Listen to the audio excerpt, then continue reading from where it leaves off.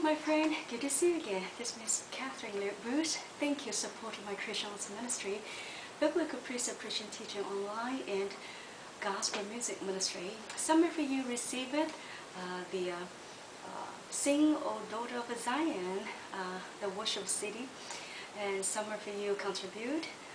I am grateful for your support and blessing and prayer. Wherever you are, may the Lord bless you, and may the Lord keep you. May the Lord face shine upon you. Today we will continue to discover the biblical precept in the New Testament, in the book of John, chapter 11. Discover the glory of God. Can you see the glory of God in His timing? The implication and application through book of John chapter 11 verse 1 to 44. Can you see the glory of God in His timing? What is the implication of this book? What can you apply it to your life? There are several implications that I wanted to discover. First, that God's timing is best. My friend, God's timing is best. Patiently wait upon the Lord. You will see the glory of God in His timing. When Jesus said, this sickness will not end in death, know it for God's glory, so that God's Son may be glorified through it. In the book of John chapter 11 verse 4. But the reality is that Lazarus was dead, not even died, and he was buried in the cave for 4 days. Jesus' words and assurance seems like contradicted to his disciple. The follows in village, Mary and her sister Martha, during the 4 days waiting hours in cave. They were weeping and mourning. And facing this contradicted scenario, disciples Mary and Martha and the people in the village must be full of doubt and confused. And disciples may criticize about Jesus. Did he speak the truth? Is he a true prophet? And did he lie? For he said that this sickness will not end in death. But the truth is that Lazarus was not only died, even buried 4 days in the tomb. It is a natural instinct to doubt who he is. However, that's why this is the first implication I want you to think it over. God's timing is best. Patiently wait upon the Lord. You will see the glory of God in His timing.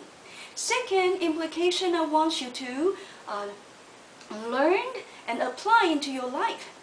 Before see the glory of God, you may experience the darkness hour. Don't just look at the circumstance, rather that God unveils His purpose, vision, and listen. As Jesus said, it is for God's glory, so that the God's Son may be glorified through it.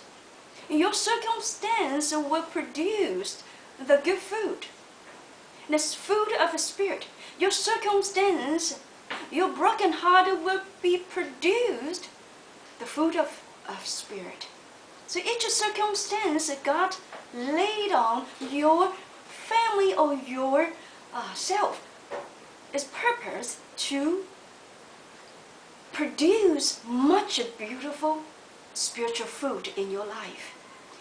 Third implication I wanted to apply in your life, humankind cannot see the glory of God. The blindness so often are resulted by their own perceptions, concepts, notions, ideas, and self-knowledge. when Jesus told Mary's sister Martha, your brother will rise again. Martha was well educated and having pre-knowledge of the resurrection at the last day. Martha did not know that Jesus meant to say, you will see the resurrection of Nazareth right now. Nazareth, right now. You will see the resurrection of Nazareth right now. In other words, you will see the glory of God right now. Neither the past tense, no future tense, it is present tense. So, when you cannot see the glory of God, only see the circumstance, asking God, cry, Jesus, will you please let me know? Unveil my eyes that I can see the glory. Help me not be like a Martha. Help me not be like a Martha, that we're agitated, however, be blocked by the pre-knowledge or notion idea. So often humankind persist or insist their own precepts, their own concept, their own notion and idea, and the pre-knowledge where they grow up in the church function, hierarchical organization programming, so they hanging on and insist they programming the precept. Programming is running, yet there is no Jesus. There is no Jesus. They cannot see the glory of God. Yes, church, hierarchical church organization, so often you're running a lot of programs, and those people, college students or youth group or marriage group, run out their resources and energy, and humankind exhausted, and just like build up the tower. Remember the Genesis chapter 11. The people tried to build up the tower to reach to the heaven. What they intended to do. And let us look at the Genesis 11. That is another lesson. Why God confused humankind, the language, and destroy the tower they intended to build. These can be the stumbling block to God's will. When you intended to build up the tower or church building, and for your own name or for your own purpose, your own glory, and your own advantage, that is not God's will. He will destroy it. Look at the chapter, Genesis chapter 11, verse 4. Then they said, come, let us build ourselves the city with a tower that reaches to the heaven, so that we may make a name for ourselves and not be scattered over the face of the whole world. The humankind wanted to build up the tower, the church building. The purpose is that let us to build up ourselves a city with a tower that reaches to the heaven. They want to reach to the heaven, and so that we may make a name for ourselves. They want to build up the tower, the name for themselves. It's not God's will, then this tower will be destroyed. Here, yet, what is the angel of the Lord? What did God say in the verse 5? If as one people speak the same language, they have begun to do this, then nothing they plan to do will be impossible for them. Come, let us go down and confuse their language, so they will not understand each other. So the Lord scattered them. The Lord scattered them from over all the earth. What is this amazing implication and insight to us, humankind? If you build up your own glory, if you build up the tower only for your own purpose, glory, and your own name, and your selfish ambition, and your selfish motivation, that God's will and glory not seen, you become the stumbling block, then God will destroy it. And it not only scattered, confused the people's language, not able to understanding each other, he destroyed the tower, not able to reach to the heaven. So they stopped to build up that city and tower. These connected to that Martha. The scenario is similarity. When Martha gained a lot knowledge, pre-knowledge, and notion, experience in their church, or they insist the way, they insist the knowledge and tradition. And however, when Jesus said to her, Martha, you will see the resurrection of Nazareth now. Did I tell you that? Did I tell you that? If you believe, you will see the glory of God. So that's why this is number fourth implication I wanted to apply to your life. Don't intend to change others. Don't insist that you are right or depends on your own experience, perception, and knowledge, rather that God unveils His glory and purpose in His timing. When Jesus came to the tomb, Mary thought Mary's son's regret of his delay and said, Lord, if you had been here, my brother would not have died. John chapter 11, 32.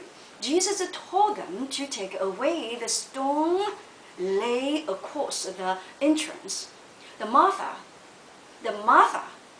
Mary's sister, with a doubting heart, she criticized. By this time there is a bad odor, for he has been there 4 days. In verse 39. Jesus reassured Martha. It takes Jesus repeatedly assured Martha. Did I tell you that? Did I tell you that? If you believe, you will see the glory of God. If you believe, you will see the glory of God. Verse 40. Bible is breath of God. He teaches it. It teaches us. Number 5 implication. Faith is being sure what we hope for. Faith may be tested by the Lord in the pure of times. Is only keep a heart of steadfast persistence with perseverance. Hope will become the reality, and faith will see the glory of God. Are you agree with? If you agree with, you will say amen. One more time I say the number 5 implication. Faith is being sure what we hope for. Faith may be tested by the Lord in the pure of a time. It's only keep a heart of a steadfast. Persistence with perseverance, hope will become the reality, and the faith will see the glory of God. Nazareth, come out, Jesus called in a loud voice. The dead man came out, his hands and feet wrapped with strip of linen, and clothes around his face. Jesus told them, take off the grave clothes and let him go. In the verse 43 to 44. And number 6 of implication I want you to learn. In every circumstance, remember Jesus wept together with you in your every grieving hour, for He loves you. When Jesus saw Mary weeping and the Jews who had come along with her also weeping, He was deeply moved in spirit and trouble. Jesus wept. When we face a circumstance, focus on the sovereignty of the Lord rather than on the will of people, and knowing that Jesus wept together with you in your every grieving hour. Number 7, final implication I want you to apply in your life. Trust in the Lord with all your heart and believe His assurance. In this era, continually talk to you. Jesus say that I am the resurrection and the life. He who believes in me will live, even though he die. And whoever lives and believes in me will never die. Do you believe in me? Jesus said in verse 25. Jesus indicated, he who believes in me, even if he dies physically, shall live spiritually and eternally. Whoever lives physically and believes in me will never die spiritually and eternally. So, my friend, this is the conclusion. Do you believe in this era Jesus is still talking to you?